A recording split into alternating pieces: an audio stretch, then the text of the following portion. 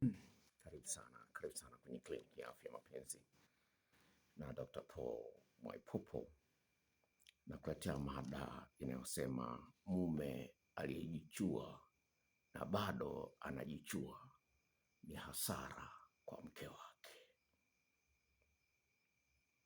Mtazamaji, mada hii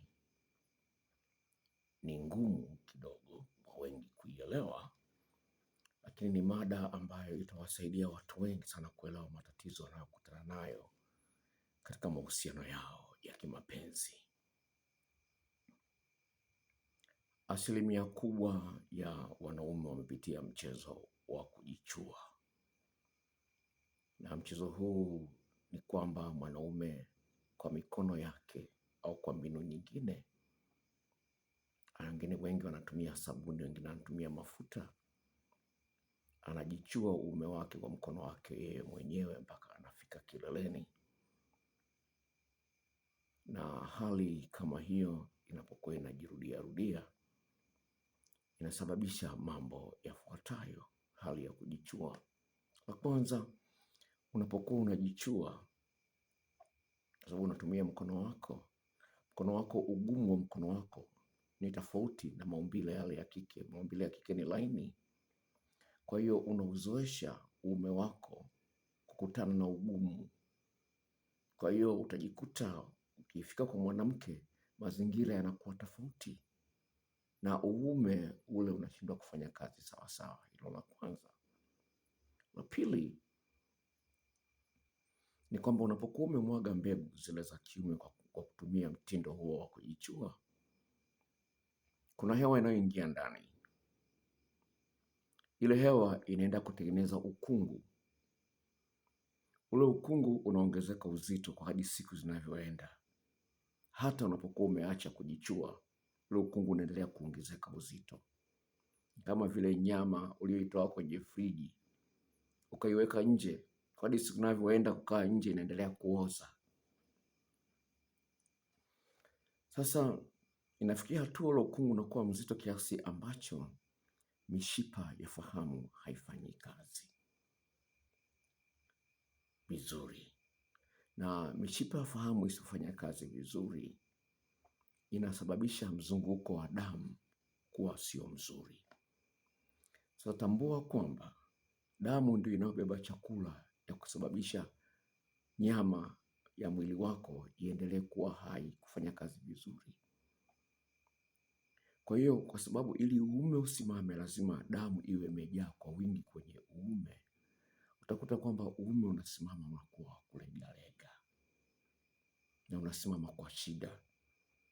Nakumbuka kaka mmoja ambaye nilimsaidia dawa ya kuondoa madhara haya ya kujichua miaka zaidi ya 10 iliyopita. Alikuwa ni mwanafunzi wa shule ya sekondari Sengerema. Akaniambia, "Dokta, nashangaa sana, nimekusikiliza redioni, nimegundua kwamba nimejidhuru mimi mwenyewe. Nilikuwa nimezoea zamani, nikiona mwanamke amekaa vibaya nasimamisha. Asubuhi uume unasimama kwa haraka bila shida. Asubuhi uume unasimama tu wenyewe. Uume unasimama ovyo ovyo. Nilikuwa nikiwaza tu mwanamke unasimama. Lakini toka nimeingia form 1, nimeanza mchezo wa kujichua, hiyo hali imepotea. Uume hausimami asubuhi. Nikiona mwanamke amekaa vibaya nikiwaza mambo ya mapenzi, uume hausimami.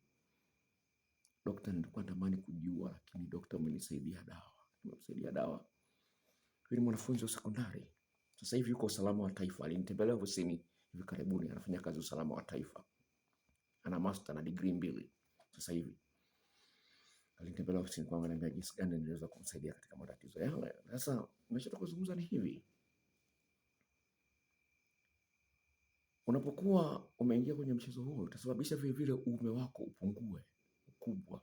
Unaweza kupungua unene, unaweza kupungua urefu, au unaweza ukapinda uume huo.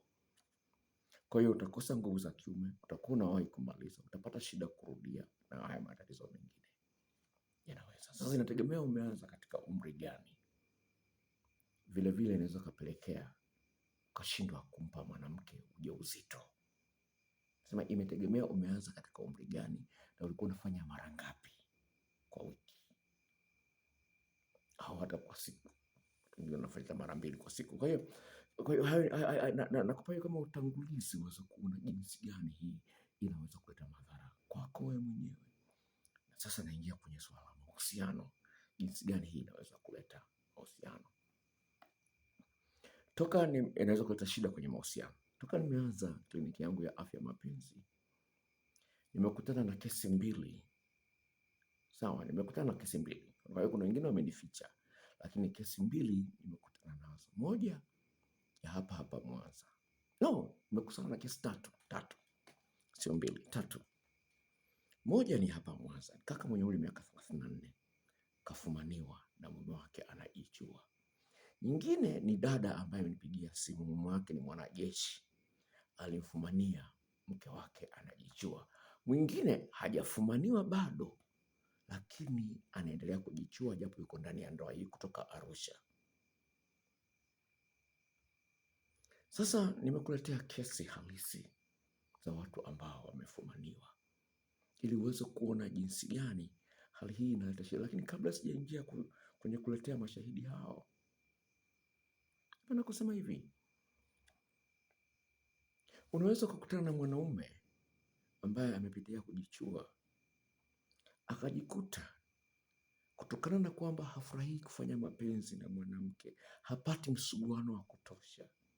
Ndio hao wanaume ambao akionjeshwa kinyume na maumbile nje ya ndoa, ataona utamu ni mzuri zaidi wa kwenda kinyume na maumbile kuliko kwenda katika njia ya kawaida. Kwa hiyo kuna wanaume ambao sawa wameona kwenye picha kwenye video hizi za wanazorushiana watu za michezo michafu, hizi movie za tendo la ndoa warushiana. Kwa hiyo kuna watu wanajifunza kupitia njia hiyo, au kwamba mkutana na mwanamke tu ambaye anataka hilo. Kuna wanawake ambao wanawafundisha watu kwenda kinyume na maumbile. Nikupe story ya kweli. Huyu kaka alipata mpenzi wa kizungu maeneo ya Nyamanoro mjini Mwanza. Alipata mpenzi wa kizungu. Mpenzi wa kizungu akamfundisha kutembea na mwanamke kinyume na maumbile. Sasa mzungu karudi kwao. Sasa hivi anajikuta kwamba bila kuwa na matarajio ya kutembea na mwanamke kinyume na maumbile, uume hausimami. Hiyo ni kesi ambayo imetokea hapo Mwanza, lakini kuna nyingine nimekutana nayo kutoka Moshi, nimeongea nayo kaka kutoka kwa njia ya simu. Sawa. Sasa kwa hiyo unakuta hali ni ile ile. Ni kwamba ukishazoea kupata msuguano mwingi, kwa sababu tofauti ya kumwingilia mwanamke kinyume na maumbile na ile njia ya kawaida ni kwamba anapomwingilia kinyume na maumbile, sawa, ile njia ya kinyume na maumbile haina sehemu pana na nyembamba. Wanasema wenyewe iko uniform. Yaani kuanzia mwanzo mpaka mwisho urefu wake na upana wake unafanana. Kinyume uke hauko hivyo. Na kuna wanawake kutokana na kujifungua uke wao umetanuka. Kwa hiyo mwanaume hapati msuguano wa kutosha. Kwa hiyo akikutana na mwanamke ambaye kwenye kesi moja ambayo nakusomea hapa, labda nikusomee hii kesi uweze kuona kwamba huyu dada anazungumza kitu ambacho kinawagusa watu wengi, lakini hawajui kwamba kinawagusa. Sawa. Hii story ni kutoka kwa mdada ambaye ameanza kutembea kinyume na maumbile akiwa na umri mdogo. Sawa. Ameanza kutembea kinyume na maumbile akiwa na umri mdogo. Naomba nitafute hii kesi. Hii kesi inayo hapa anyway, lakini naikumbuka kwa sababu iko kwenye faila. Unaona, hii hapa nimeipata. Sawa. Anasema hivi, Dokta, nimeanza kufanya mapenzi kama mdada kinyume na maumbile nikiwa na umri wa miaka 16. Nilifanya hivyo kuogopa kupata ujauzito. Nimejaribisha kufanya katika ile hali ya kawaida. Kwa kweli sisikii raha kama ninavyosikia raha nikifanya kinyume na maumbile. Dokta, nafurahia kufanya kinyume na maumbile kuliko kupitia kwenye K yangu. Nikitakapoolewa najua itaniletea shida, kwa maana napendelea hivyo. Naona mimi nitakubali tu kuendelea kufanya katika ile hali ya kawaida ya kutumia K ili kupata mtoto, lakini kwa kweli sitakubaliana na mwanaume ambaye hapendelei kinyume na maumbile. Kesi kama hii nimekutana nayo. Ngoja nikupe story ya kweli. Huyu dada alifiwa na mume wake. Baada ya kufiwa na mume wake akapata mwanaume mwingine. Sasa alipopata mwanaume mwingine, kwa sababu yeye na mume wake walikuwa wanakwenda kinyume na maumbile, huyu mwanaume akajua kwamba atakuwa hii haielewi. Kwa hiyo hakumtambulisha kwamba bwana, mimi napendelea kinyume na maumbile. Sasa mwanamke akasubiri, ameingia hedhi. Mwanaume anataka. Mwanamke akamwambia ingia kinyume na maumbile. Ndio mwanaume ananitafuta kuniambia, dokta, nimekutana na hii kesi. Nimekutana na hii kesi, unanisaidiaje? Ni mke nimemuoa tayari, sikutambua kwamba no, haikuwa hivyo. Hiyo ni kesi nyingine ya hedhi. Ni kesi nyingine. Ni kesi, huyu mwanamke alikuwa mjamzito. Sasa baada ya kujifungua, njia ya kawaida mwanamke anatakiwa apumzike wiki 6 ndio aanze kufanya tendo la ndoa. Sasa kipindi hicho cha wiki 6, si ndio anamwambia mwanaume ingia mlango wa nyuma. Sasa kesi hiyo ambayo nimekosea nikakuletea hapa ya hedhi, huyu mwanamke aligundua kwamba mume wake anatembea na makahaba kinyume na maumbile kupitia kwenye simu. Baada ya kugundua, mwanaume akakiri ni kweli. Akaomba msamaha na akampa mwanamke milioni 7 kwamba nisamehe, naomba ulifute ili kabisa karibu ndoa yetu.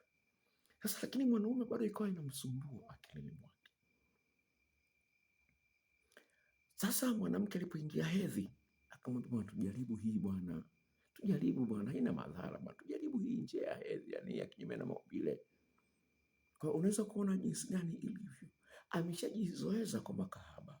Sasa hivi anataka mke wake naye amfanyie vile vile. Kwa hiyo unaweza kuona jinsi gani ilivyo hatari. Kwa nini anafurahia kinyume na maumbile? Ni kwamba alishajichua huko nyuma. Sasa hivi hapati msuguano wa kutosha kupitia kwenye K. Kwa hiyo anataka kinyume na maumbile. Kwa hiyo alienda kujaribisha kwa machangu ndoa, akakuta kweli kuna utamu zaidi. Sasa hali kama hiyo basi itapelekea utakuta mwanaume hana hisia na mke wake kabisa. Kwa hiyo basi ni jambo la msingi ufahamu kwamba hii hali ipo, na nikuletee sasa mashahidi wangu waliokumbana na hali kama hizo. Sikiliza kesi ya kwanza. Dokta, mimi ni mwanamke, niko kwenye ndoa huu mwaka wa 11.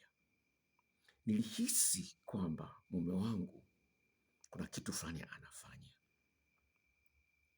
Manake bafuni anachowaga mara nyingine muda mwingi kupita kawaida. Sasa kwa bahati mbaya alisahau simu yake, na mimi nikaanza kuikagua. Nikagundua kwamba alikuwa anaangalia picha za video mbalimbali, ndipo anafanya punyeto. Na hii ilitokea miezi 6 iliyopita. Mara nyingine namuona anapokuwa kitandani huwa anaangalia hizo picha. Dokta, najisikia vibaya sana. Lakini jambo ambalo limenileta kwako dokta ni la hivi karibuni na linanitisha. Ni siku 3 zilizopita.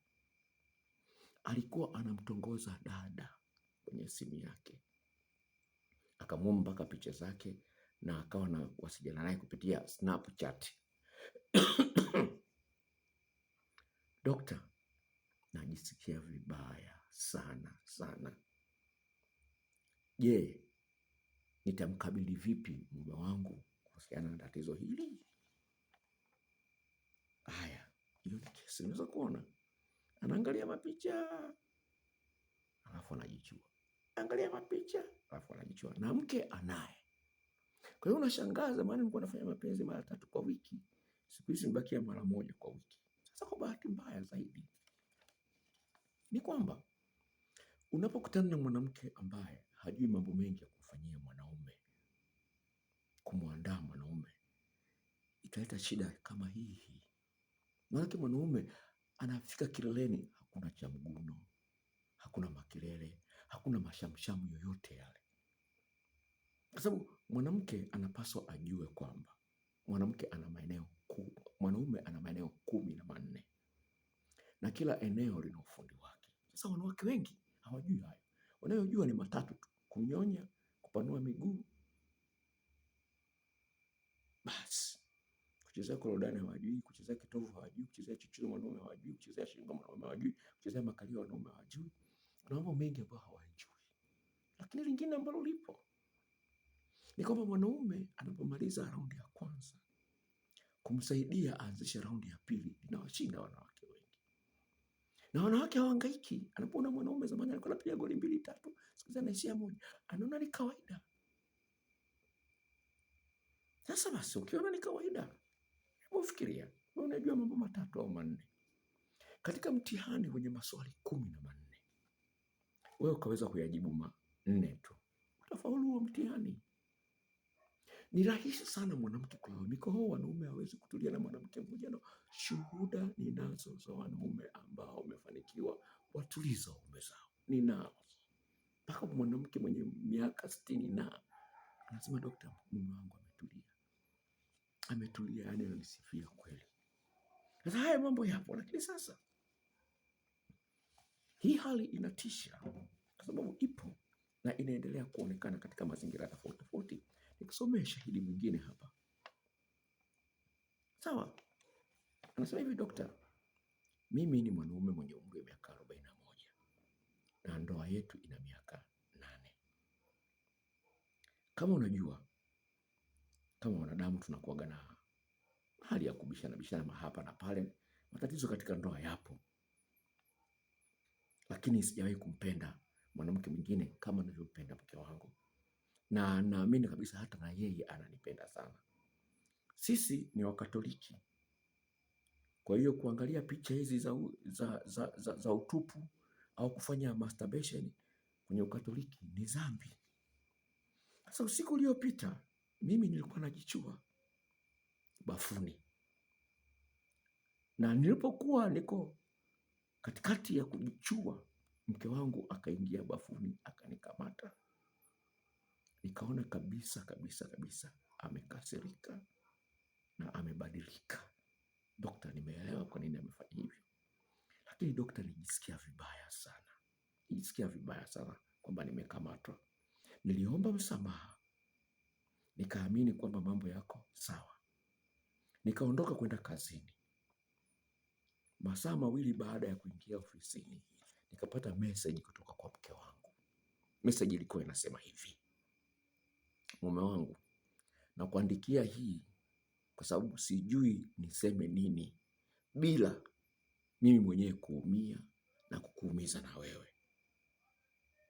Sina nia ya kukuumiza au kukutukana, ila umenikatisha tamaa mume wangu. Moyo wangu umevunjika kabisa kwa jambo ambalo nimeliona unalifanya. Nimepunguza heshima kwako na inanifanya nijisikie vigumu sana kuamini kwamba wewe ni mume unanifaa kama nilivyoamini wakati nimekubali kufunga ndoa na wewe. Ninahitaji ujue kwamba hili limeniumiza vibaya sana na litaathiri ndoa yetu. Siwezi nikalipuuzia hili na siwezi nikajifanya kama vile halinisumbui akili. Umenisaliti na sitakuamini tena, na siwezi kujifanya kwamba hali hii nitaweza kuisahau. Sitaweza kuisahau. imeniathiri kiakili na heshima yangu kwako imeshuka sana. Sasa hivi sijisikii kabisa kuwa na mvuto wa kufanya mapenzi na wewe. Dokta, kama unavyojua Pasaka imepita. Kwenye Jumapili ile, sorry, dokta, kama unavyojua Pasaka inakuja. Kwenye Jumapili ile ya mitende, Jumapili iliyopita kanisani, kama Wakatoliki mara nyingi tunapeana salamu ya amani. Na mke wangu mara nyingi tunapopeana salamu ya amani huwa nambusu na kumkumbatia. Lakini Jumapili iliyopita kwenye siku ile ya mitende alikataa kabisa hata kuniangalia usoni. Dokta, sasa hivi hatusemeshani, nifanyeje? Unaweza kuona jinsi gani hali hii ilivyo na inavyotisha. Sawa. Kwa hiyo nachozungumza ni hivi. Mchezo ili uweze kuwa mzuri, lazima timu mbili ziwe zinashindana. Bila unaenda huku, unaenda huku, unaenda huku. Kona amekosa. Kwa hiyo kuna umuhimu wa mwanaume ajue mambo ya kufanya kwa mwanamke, na mwanamke ajue mambo ya kufanya kwa mwanaume. Kwa hiyo mwanaume anapaswa ajue kwamba mwanamke ana maeneo 17 na mwanamke anapaswa ajue kwamba mwanaume ana maeneo 14 na kila eneo na ufundi wake. Kwa hiyo wanapokuwa kitandani wanakuwa na mambo mengi ya kufanya. Haya mambo mengi ya kufanya yanaziba njia ya huyu mtu kutamani kitu kingine. Yanaziba njia huyu mtu kutamani kinyume na maumbile. Yanaziba njia huyu mtu kutamani mwanamke mwingine, kwa sababu yanajenga kumbukumbu nzuri ya watu wawili wanaopendana na kuthaminiana. Sasa mkishindwa kufanya hivyo, ndio mtu anakumbuka kwamba mbona nikifanya mapenzi na mke wangu sisikii raha yote. Ngoja nianze kujichoka kama zamani nilipokuwa nafanya wakati niko shule za boarding. Sasa msikilize huyu mwanaume anasema kwamba, huyu mwanamke anazungumza, dokta, toka nimegundua kwamba mume wangu anajichua, sina raha na hii ndoa. Ningependa kuwa nafanya naye tendo la ndoa mara nyingi kwa wiki, lakini yeye huwa anafanya mchezo huwa kujichua mara 3 kwa wiki, kama sio zaidi ya hapo. Kwa sasa hivi tunafanya tendo la ndoa mara 1 kwa mwezi, na katika hiyo mara 1 kwa mwezi kuna mambo mengi ambayo nayakosa. Haonyeshi bidii ya kutosha ya kuniandaa na kuhakikisha kwamba mimi nafika kileleni mara nyingi katika hiyo mara 1 katika mwezi. Tatizo langu dokta ni hivi, ni kwamba ametoa muda mwingi sana kwenye hilo jambo. Lakini lingine ambalo linanitisha ni kwamba ameanza kuwa na tabia ya kuangalia wanawake wengine kwenye mtandao. Anapenda kuangalia sana mapicha ya wanawake mtandaoni. Anawaangalia, mimi namuona anavyofanya. Sasa kibaya zaidi ni kwamba hao wanawake anaoangalia maumbile yao yako tofauti kabisa na yangu. Sasa dokta, hisia zangu huyu mwanaume zimeisha, naanza kufikiria kuvunja hii ndoa. Huyo ni mwanamke huyo. Mwanamke mwingine ataleta story nyingine hapa, iko hapa. Itakuwa story ya mwisho. That's right. Itakuwa ni story yangu. Na kuna story nyingine hapa. Nataka nikuletee vitu ambavyo utaviona ambavyo ni vya kweli. Unaweza kuona anaangalia makalio ya wanawake wengine TikTok, anaangalia mapaja ya wanawake wengine TikTok, alafu akifika anajichua. Mke wake hamtamani. Sasa hii nataka niwalete challenge kwa wanawake. Kumbuka kwamba katika ulimwengu huu ambapo mwanaume uliye naye ashatembea na wanawake 3, 4 kabla yako wewe, lazima kuna vitu atakuwa anavilinganisha. Sasa unapokuwa na vitu vichache, lazima utaonekana unapwaya. Sasa kwenye kumwandaa hujui yale maeneo 14.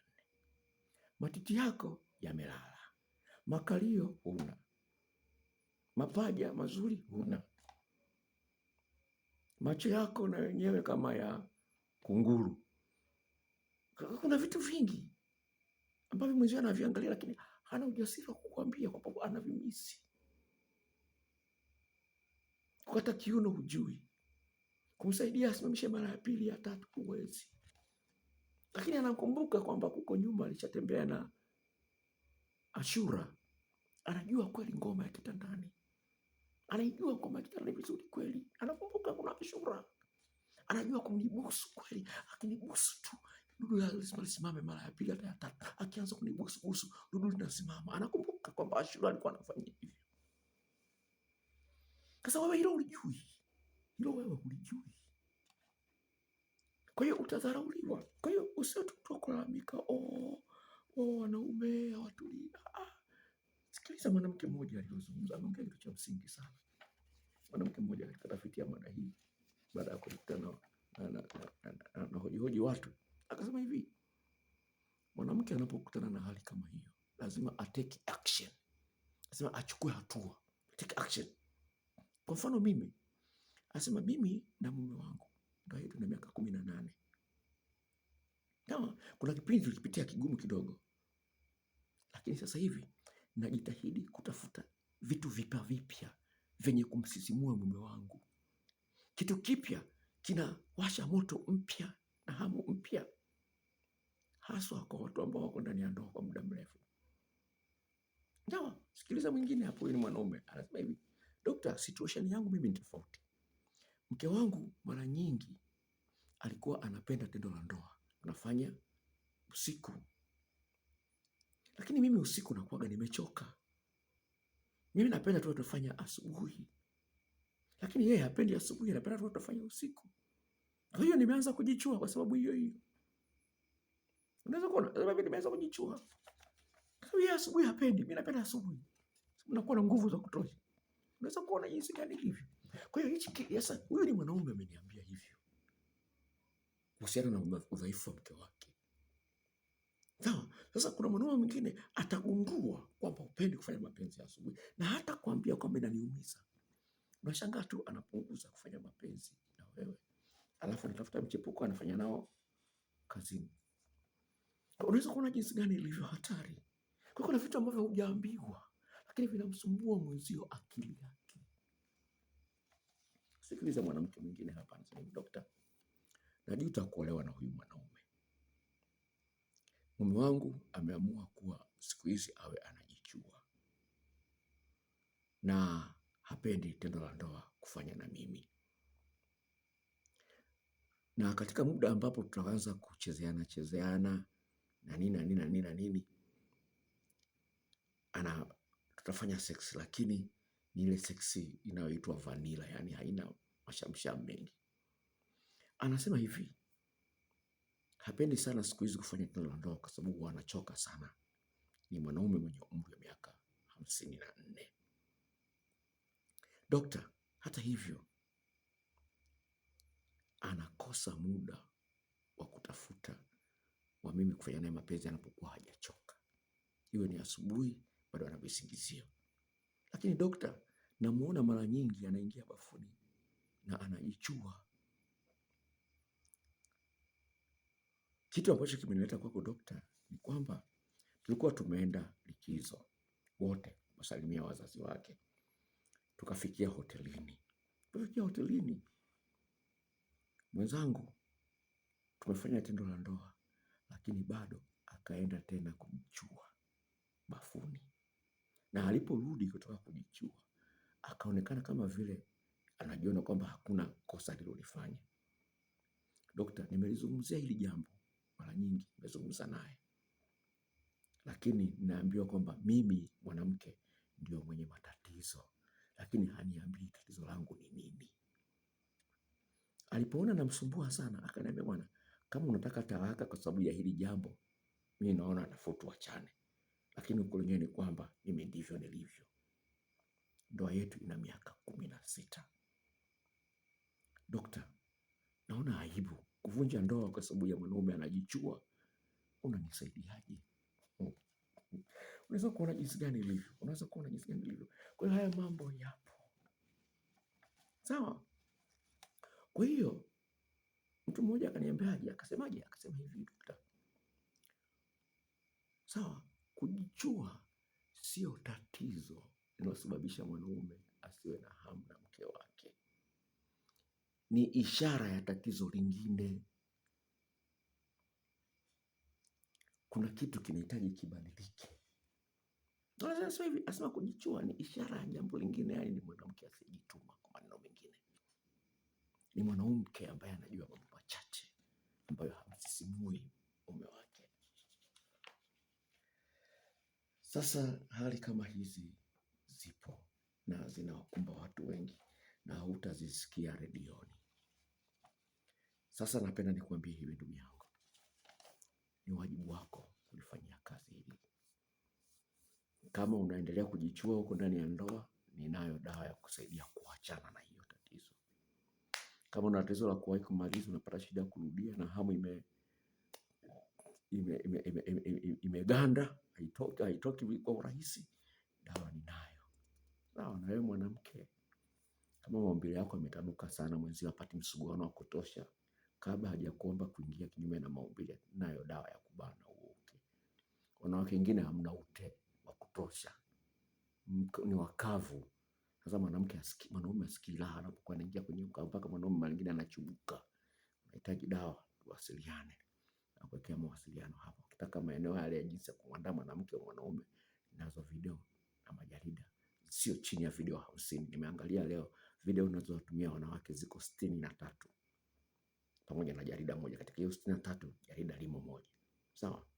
Kwa hiyo video za wanawake kumwandaa mwanaume, video ziko 63. Dada moja kutokea Mbeya juzi akaniambia nataka zote dokta, zote. Mwambia 20,000, katuma tu Tigo Pesa nikamtumia. Kwa hiyo haya mambo yanahitaji shule. Usitegemee kama ulivyo utajua kila kitu. Kuna mambo mengi mapya. Mimi mwenyewe kadri ninavyoendelea kufanya utafiti nakutana na mambo mapya. Kwa hiyo kama unaangalia video hii kwa mara ya kwanza, tafadhali jisajili. Nitakapoweka video nyingine upate taarifa haraka sana. Natakia maisha matamu.